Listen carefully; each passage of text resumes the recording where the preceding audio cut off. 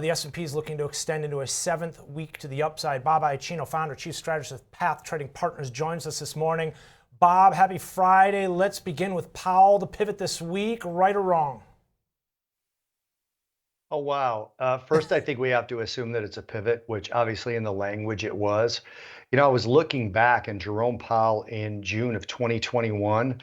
Basically, I'm going to paraphrase the quote, although I do have the exact quote in a tweet that I sent out to OJ, Oliver Rennick. But he essentially said we have to keep in mind that the dot plots or the summary of economic projections are not policy, nor are they a prediction of where the Fed is going to put I remember rates. that.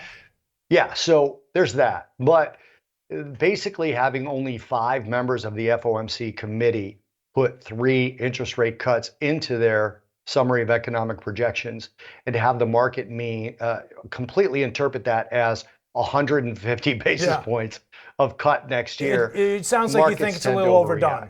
Yeah. Yeah, having said that, the rates have actually moved that much, which means the move in the equity markets, at least in the short to medium term, Justified. is correct. Yeah. That's right. So we never, the question of whether it's right what the Fed did and whether the market reacted correctly, to me, are two different things. I think the market overshot, but when you compare what the interest rate market did and how the equity market and the metals market, specifically gold and silver, reacted to it, yes, those moves are correct. Okay, so price is king, we always say, right? And Absolutely. basically, where we are at current levels is balanced based on the data that we have at our disposal at this moment in time here. What should we be looking for then? Do we need rates to go lower in order to see this move higher, new all-time highs for the indices continue? Or if we start to see rates inch their way back up, ultimately, if we get some hotter than expected data, we could see that debate kind of come back into play in a bit more speculative environment emerge? So I think it's going to be a combination of data and Fed speakers. Okay. When you look at what happened previously when the market overshot, whether it was hikes or eases, you look at, for example, the probabilities tab, which is the third tab on the left on the CME Fed Watch tool. That's where I'm getting the 150 basis points of rate cuts priced in. And we've seen that go out of whack before and then come back in. That is just market pricing. That's what hedgers, investors, speculators think could happen. Right. And I think we'll likely see that come into play. But certainly the Fed did pivot. So we have to pay attention to that. And I think what you're getting is a little bit of an overshoot here in the interest rate markets. That will likely correct a little bit, although I don't think we're necessarily going to stay with a sub 4% 10-year if we get hotter data. You could argue that we got hotter data in retail sales. And if retail sales were as robust as they said, that's inflationary. If we get crude oil prices rising again, which is happening based off of the potential for lower rates and more manufacturing and the dollar activity. coming off. Right, Yeah. that's inflationary. The dollar coming Yeah. off, bringing goods prices up, where right now we have services inflation still sticky at above 5%, but goods inflation has been so depressed that it's brought the overall numbers down. If goods, translation commodities, start to rise again, that could be troublesome for the Fed and the markets. I like that. Some factors to watch in terms of considerations to be had as far as sustainability in terms of this move. Talk to me about that overshoot.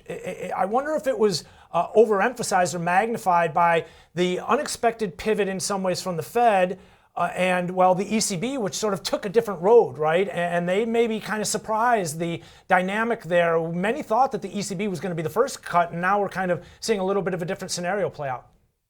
Well, you hit it right on the head, especially when you consider the Fed and most analysts were expecting, myself included, by the way, for them to be a little bit more hawkish, for them to kind of calm the markets down. I was along with you there. Yeah, and there's that quick reversal that we saw the next day, and then a little bit of follow through yesterday. Obviously, yesterday wasn't quite as dramatic as the previous day in terms of the moves in the equity markets. But yes, the ECB is facing much weaker figures. We saw that, by the way, in the S&P Global. They're not all S&P Global anymore. For example, Germany is the HCOB.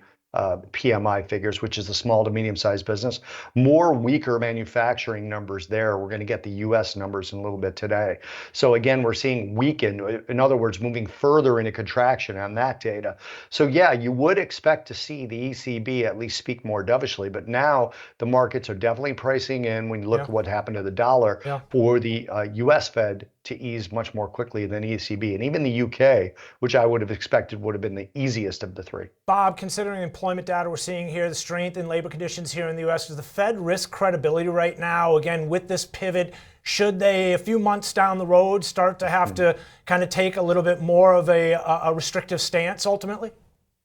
Well, they risk it with me, that's for sure. I mean, you're looking at it from the perspective of all I kept asking after that Fed meeting was, what are they seeing? Where are they seeing weakness in the economy, especially the jobs part of the economy that I don't see? Yeah. And you get your usual conspiracy type things. Well, it's an election year and all this other stuff. But the idea that somehow services inflation being above 5%, 60% of the US economy still being sticky, that they somehow would pivot to an easing stance, which is the way the market took it, not necessarily what the Fed said, but the way the market took it seems out of whack to me. And the credibility, if they actually start to ease, is what's going to shut it down. Watch the Fed speakers over the coming weeks, because they're either going to clarify or confirm what the market believes that particular SEP or dot plots actually meant. I would absolutely agree. I actually saw it as more of a mixed message than what the market took it as, but in line with the trend we've been seeing. Bob, focus on the positive, discount the negative. Talk to me about the VIX yesterday. I heard it was up yesterday despite stocks being higher as well. I'm wondering, is it time to buy insurance? It's getting kind of cheap. Well, we're getting the call skew completely outperforming the put skew in this particular thing. So whenever you see puts get cheap, that is absolutely, to me, the time. Normally you're selling the high vol options and you're buying the low vol options.